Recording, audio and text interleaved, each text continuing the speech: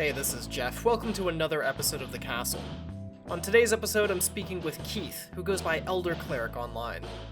Cleric lives with cystic fibrosis and grew up raising money for medical research. Nowadays, he's devoted much of his streaming time to raising money and awareness for the Cystic Fibrosis Foundation. I asked Cleric to join me for a conversation on how these efforts are accomplished for affiliate-level streamers.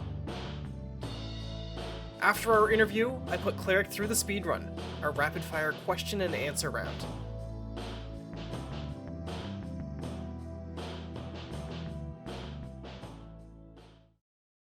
Cleric, thanks for joining me today. How's it going? A little tired, but how are you doing? I got you up pretty early this morning, yeah.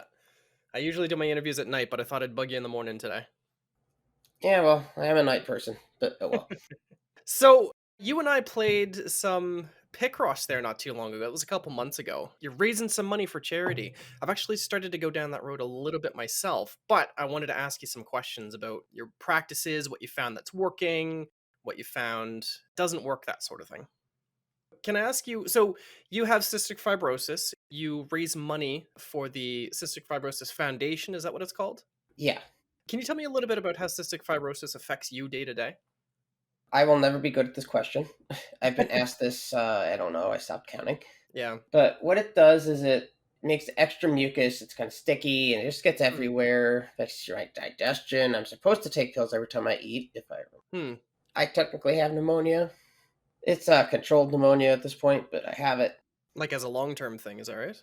Yeah, I have a rare mycobacterium, which is really hard to get rid of, and a common one. Oh, okay.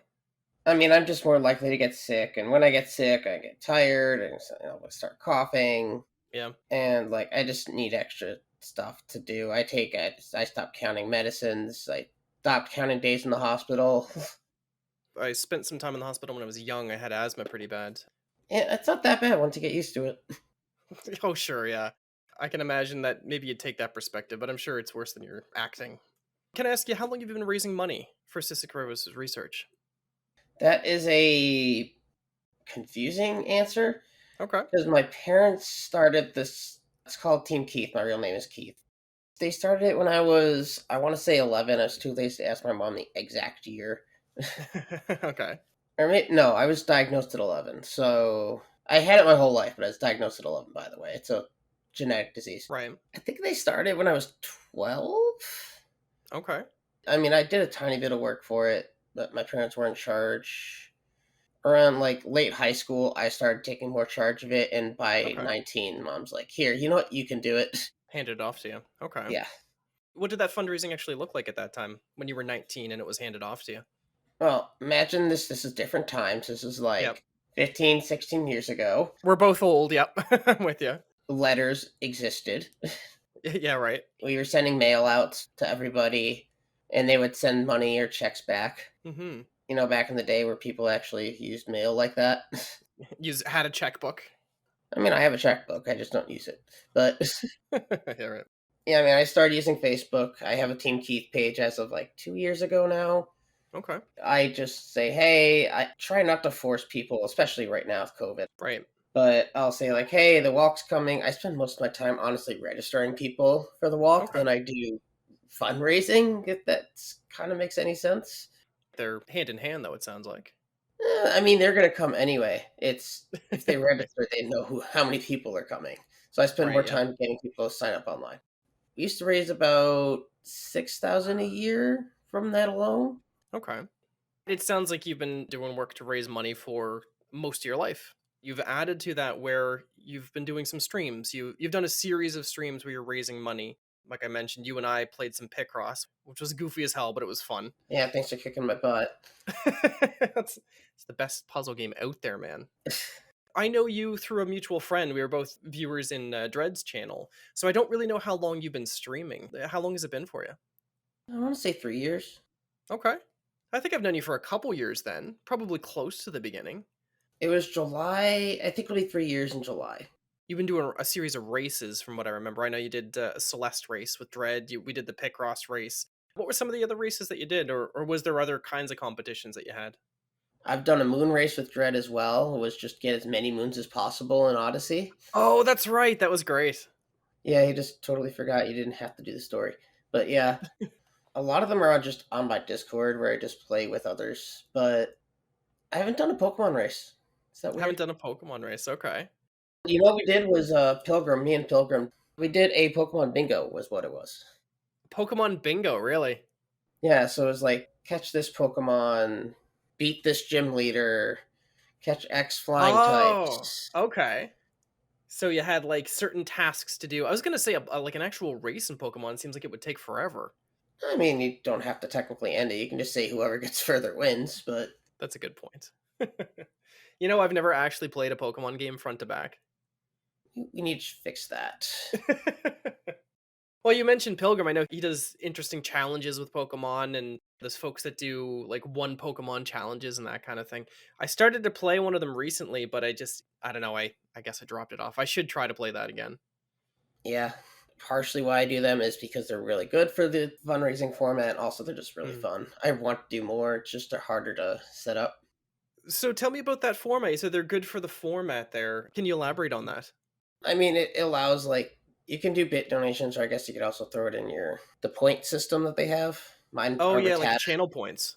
Yeah, Right. so like they can be like make X runner go back and go talk to a certain NPC that they want you to talk to, or release a Pokemon, or you have to play the controller backwards, or something like that for X amount. I know that when you and I were doing our Picross race, we had something similar. We had like flip your controller upside down. We had you're not allowed to use the X's. For anyone that doesn't know Picross, it's a puzzle game. It's a little bit like Sudoku, though I find that's an insult. But anyway, a couple little interesting ways to taking away tools basically to make it harder for you to play. Yeah, I know with Dreads, we actually it was pretty fun near the end because everybody's like, "Up, timeout. Okay, you timeout. Okay, you timeout. Okay, you get a Yep. strawberry." Yeah, I think I caused a couple of those ones here. That's still the closest race I've ever had. So That was pretty close from what I remember. You guys were like neck 30 and neck. seconds. 30 seconds difference? Damn.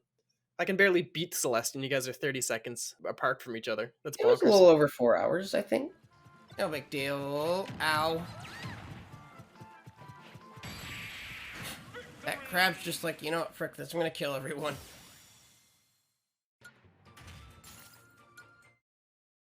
Everyone here must I've die. been doing a little bit of that now where I'm trying to raise a little bit of money. And on my side, I'm doing it for local programs that help with utility bill payments and housing. But I'm taking a similar approach where it's just kind of a long term thing. Any of those funds from subscriptions, any of those funds from bits, that sort of thing, I'm turning over when I get the Twitch payout and donating to the charity. This is different from something like AGDQ, where it's like a big marathon, it's like a week long thing rather than a long term approach. With you, with this long-term approach, do you find that has any unique challenges, or is there anything that's uniquely a benefit for that approach? Well, the benefit is I don't have the audience to get 2 million people to watch. Sure, yeah. So, so I have to spread the time out.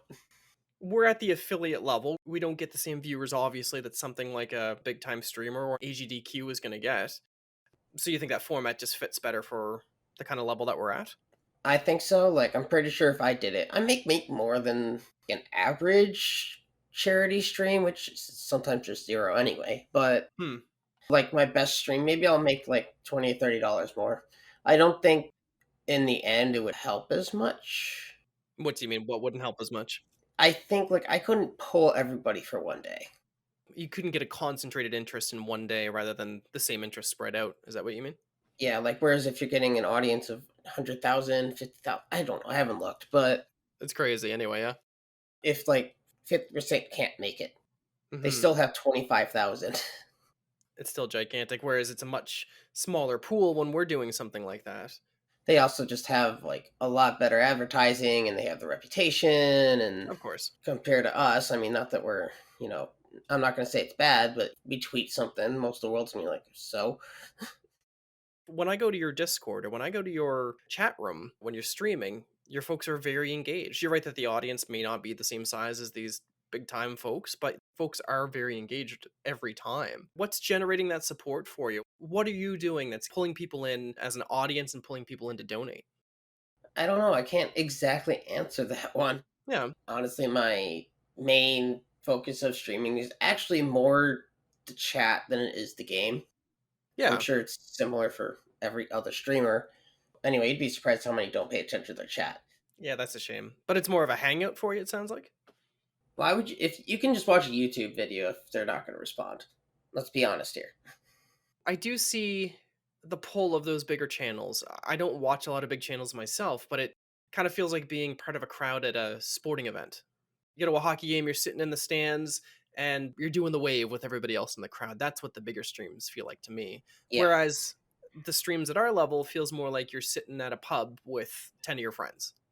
Yeah, that's kind of the idea. I mean, I've seen some people like have like 70 people and they are very alert with their chat. So it's not like you can't Hmm. do that. But obviously there's limits with human limits and chat. Actually, it's one of my fears that that happens. What's that? That I can't watch the chat and get everybody because I feel like if you want to be inclusive, especially if you're smaller, Yeah. little Timmy comes in, they Yep. say, "Hi, what's your favorite Pokemon?" and you don't respond. I feel like 50% of the time they're just going to leave. Yeah, they're looking for that engagement, and if they can't get it, if you don't have the time to give it to them, then they're not gonna have that incentive to stick around. Everybody wants their 5 seconds of fame. That is the same with everybody, including me. Everybody wants that. If they look up to somebody, they want you to pay attention to them and say hi. It makes them feel like they mean something. Do you watch a lot of streamers? I hang out in a lot of chats, actually. Yeah? I'm usually lurking.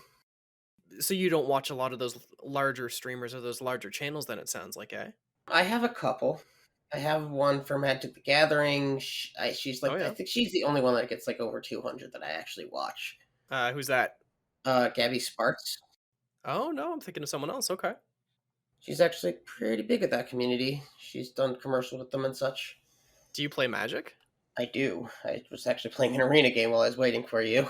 No kidding, okay. Do you have the physical cards? Do you play, like, I do. IRL Magic? No kidding. Yes, pre-releases are my favorite, but COVID, so. I was reading a little bit of folks saying that it's a very expensive hobby, that it costs upwards of $100 to get a competitive deck right now. Well, yes and no. I mean, there are budget decks, but Right, I think I have a deck that probably costs. I think that you can be semi-competitive with, and it's about. I'd have to check the card prices, but I'm sure. pretty sure it would come to 50 or less. Oh, that's not bad The only now. expensive card is a one of, and you don't really need it. I played a bit when I was a teenager, and my pride and joy was my what was it called? The Shivan Dragon, I think.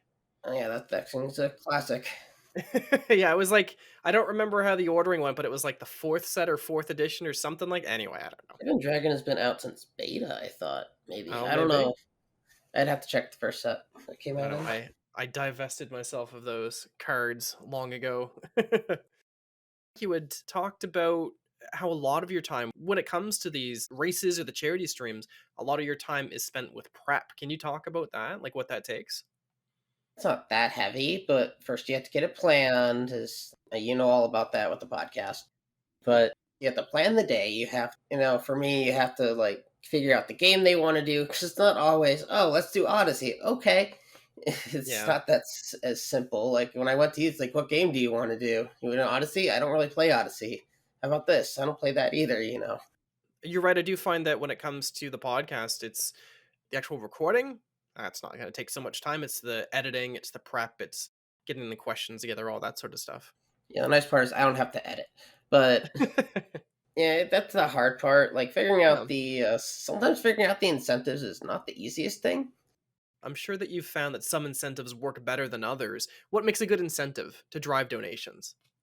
Well, if they really want someone to win, something that makes them waste their time, or do something really silly. Flipping your controller upside down. I did have a mitten for. Actually, we did, right? Oh, For we us. did that. That's right. You were sad. Nobody did it to you. Had to wear oven mitts or something like that trying to play the game. I remember that. Yeah, that one didn't work out too well, but you never know what's going to work out as the thing. Like with Celeste, I Mhm. believe getting strawberries and timeouts were the biggest ones used there. But we also had a bunch. We had restarting the game, which I think was hit once, which with Celeste isn't really a big deal, but Restarting the game? Are you kidding me? What do you mean it's not a big deal to restart that game? because it saves every room, so it doesn't you don't really lose anything. Oh, I thought you meant start from the beginning. I was like, good lord. For those that don't know Celeste, the strawberries are a collectible item that are more difficult to get.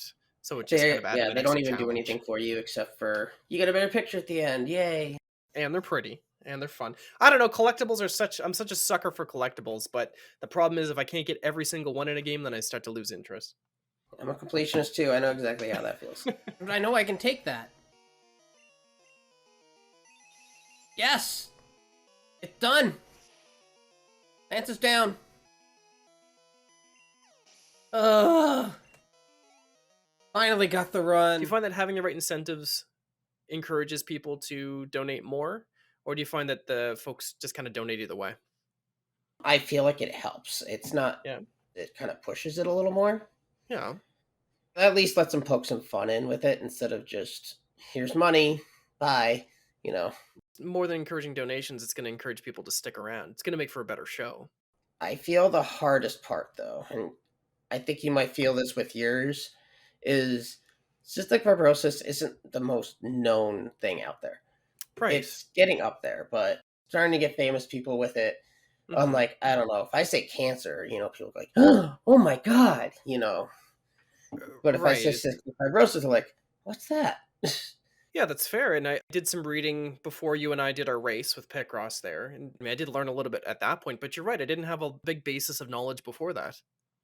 As younger, we were asking for money outside of grocery stores. Hmm, And he's like, is this for cancer? We're like, no, it's for cystic fibrosis. Okay, bye.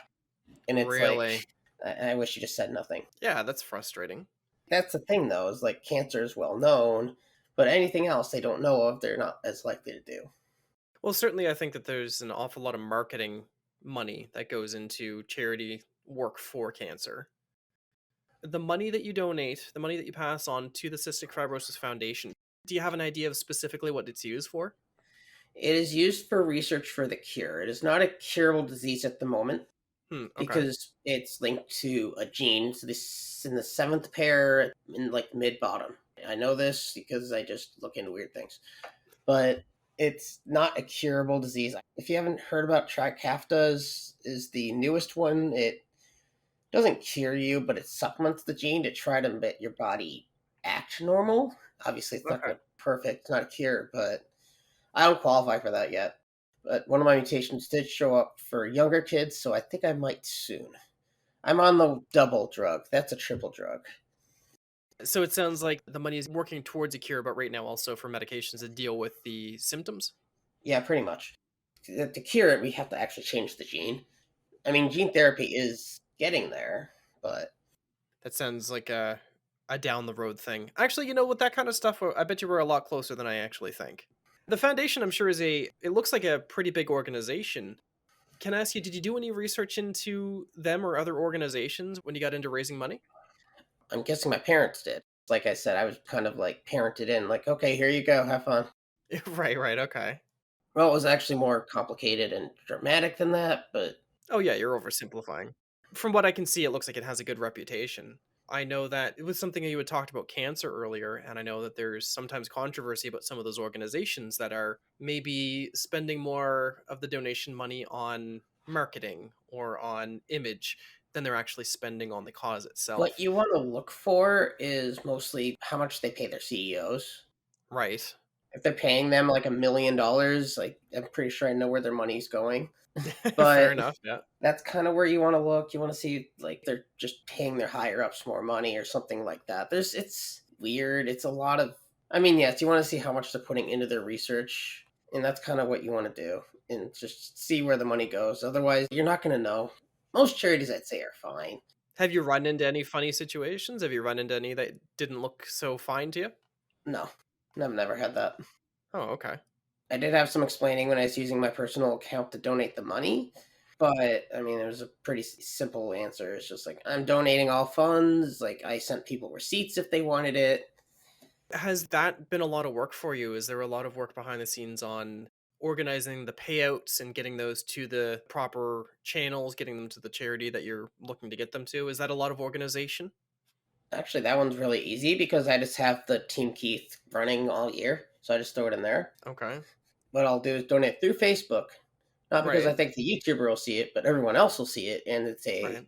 backhanded way of asking for donations. It's a way of keeping it in people's minds, getting their attention on it. That makes sense. Yeah, exactly. And I mean, people do care about CF. Do you think that increasing the knowledge around cystic fibrosis or increasing the awareness of it would translate into bigger donations for the charity or bigger donations at your channel? I think so. It's actually the leading child killer last I checked. It kills Wow, okay. a lot of children at younger ages. Of course, technology's getting better. I don't know if that's still Mhm. true. The largest genetic killer, I'm sorry, disease wise anyway. I mean, even that statement seems like it would be enough to get people's interest more, get people's eyes on it a little bit more. To be frank with you, I wouldn't have known that unless you just said that. Partially of what I'm trying to do here is hey, this exists. Lung disease is actually the biggest killer of people in the world. I'm not saying cystic fibrosis, but just general lung problems. Right. And after that is heart, and then after that, I believe, is cancer. And if you look at like the discrepancy of funds, like cancer by far gets the most. I wonder what happened. Whoa, whoa! It happened! It happened! It happened! It just happened! It just happened. Just going back to how you get eyes on your channel and on the charity work. We talked about how your chat is very active. Your Discord is incredibly active all the time. I feel a little intimidated sometimes when I'm lurking in there, but Don't be intimidated. They're all nice people. They're happy to talk to you. I'm sure, but I'm a weirdo. Anyway, the point is though, there's always something going on there. How do you maintain that audience? How do you draw that audience to you and how do you keep people interested in your channels? Well, the Discord almost takes care of itself. Okay. Shout out to the mods. They are amazing. They probably do more work than I do with the community, honestly. But Twitch wise, I do reach out to other streamers. I try to at least one time a week, if I'm actively streaming anyway, to rate somebody random. Like somebody that you don't know? Yeah, exactly. I'll just look up the game I'm playing, like, oh, this person speaks English. Let me make sure they're actually talking. Okay, cool, let's go. Yeah, right. I always worry about that a little bit. If I bring my channel over and then you join someone's chat and all of a sudden they're dropping terms that I'm not comfortable with, for example. I mean, I've had that happen a couple of times, but I mean, I swear on my channel, there's not a lot of terms that I wouldn't like. The only terms I wouldn't like are pretty much banned anyway. But Fair enough, yeah. I mean, worst comes to worst, you just end the host. Yeah, that's true. Do you have any races coming up? Do you have any events coming up with other streamers? Well, I just did a big Among Us thing on the 6th Right. with proximity chat. You actually got involved with that, which was really fun. That was a blast, yeah. How was it, first time proximity chat? Thought it was really neat. I haven't played a lot of Among Us, but the setup for the proximity chat was really cool. For anybody who doesn't know what proximity chat is, if you don't know what Among Us is, just to give a quick, I guess, overview. Among Us is essentially a mafia where you have to get tasks done, but then there's two imposters that are trying to kill everybody. The game was actually you're supposed to text, but people just started using Discord, and they made the rule you cannot talk while you play the game. But proximity chat does it sees where your character is compared to other people, and the closer you are, the louder you are, and if you're too far, they just can't hear you, just like regular life. So you can just walk around and have a chat. It's incredible how much work they've put into that game on the back end. Like I think it blew up far more than they anticipated. So it's really cool to see what it's grown into. They were going to make Among Us 2, and then it blew up. So they're like, I guess we'll just update this one. It's crazy to see like my daughter plays Among Us on the school playground with her friend. It's like the new Minecraft almost, popularity wise. Problem is, it's hard to get 10 people. Yeah, that's true. I think it's a much different experience if you're playing with strangers. I think that's a game that you need to play with people that have been vetted by your friends, even if you don't know them. That was a great group. That was a hell of a fun time. Yeah, they're a I'm great really glad group. I got a few games in there. Yeah. You said you're working on some YouTube stuff coming up as well, eh? Yes. I'm putting up the Among Us in small sections, like a couple games at a time, Oh yeah, that's a good idea. with some editing. And did you see when Pilgrim just announced he was the imposter because he didn't realize he could hear voices? Did you see that part? No, no, I didn't catch that. Oh no. He was like, "Hey, I hear somebody talking, but I can't tell why because they're dead." And we're like, "Oh, button." Oh no. Things like that. I can't really use that full game because that happened, but I can take that clip and throw it in there at the beginning or something as like a attention grabber, or just like I want to show Yeah, this. right. Those interesting moments. I think YouTube is a much different deal. Like you can't just dump 4 hours of gameplay on YouTube and expect it to get a bunch of views. I think you have the right approach with editing that down. Where can people find you on YouTube? What should they search for?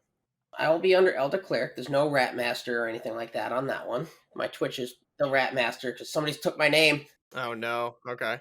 I'm ElderCleric on everything except Twitch because some person who has 0 follows and 0 streams and follows 0 people has my name. I can't tell you how many people's like, "Oh my god, that name's amazing." It's like, "I guess I'm not changing it." Yeah, I've seen that happen a couple times, but it sounds like so YouTube, you're ElderCleric, Twitter, you're ElderCleric, Twitch, it's ElderCleric the Rat Master. Do I have that right? Yeah. Great. Anywhere else online that you're hiding out you want folks to see you? I mean, I have a Discord community if you wanna join it, but I'm around. Just Awesome. Well, thanks for talking with me today. yeah, no problem. You good to stick around for the speed run? I'm good. Let's do it. Thanks again to Keith for joining me today. When he's not tapping lands, you can find him on Twitch and YouTube. Check out his channels in the show notes. Coming up next, the speed run.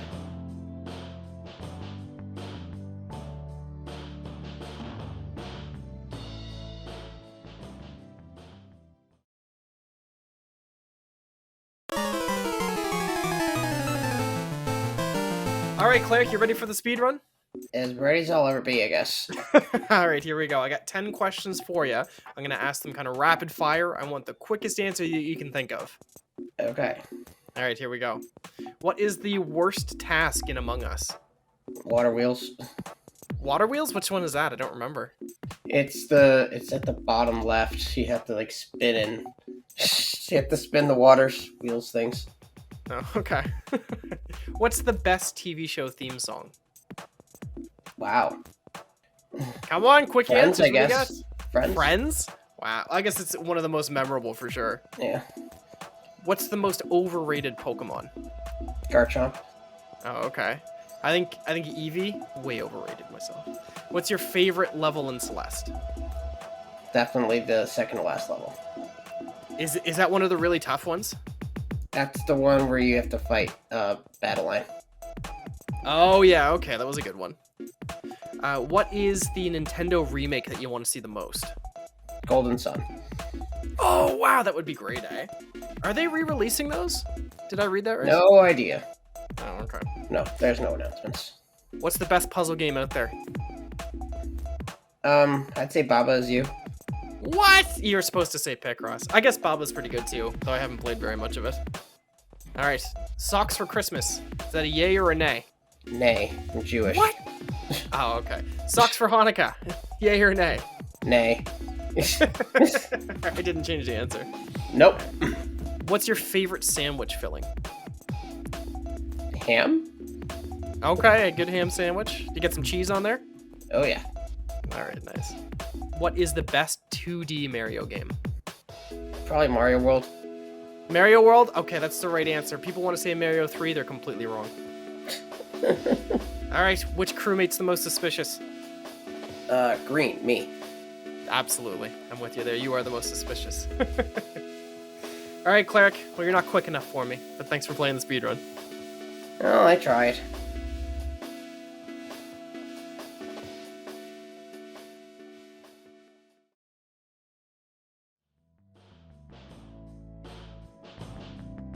Well, that's today's episode. Don't forget to subscribe to the castle on your favorite platform and share the show with your guildmates and your Discord buddies. You can find me on Twitch, on Twitter, and on YouTube all as Nether_Castle. Come say hello. We'll see you next time.